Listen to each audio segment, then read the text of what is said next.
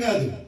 ఎప్పుడైతే ఉప్పు వచ్చి అది నీళ్ళలో వేయబడిన తర్వాత అది కనబడకుండా కరిగిపోయి దాని రుచిని బయటికి అందిస్తుంది. నేటి క్రైస్తవంలో ఉన్నటువంటి ప్రతి మానవుడు కూడా తనను తాను కరిగిపోతూ యేసయ్యను లోకానికి చూపించాలి. అదే నిజమైన ఉప్పుకు సాదృశ్యం.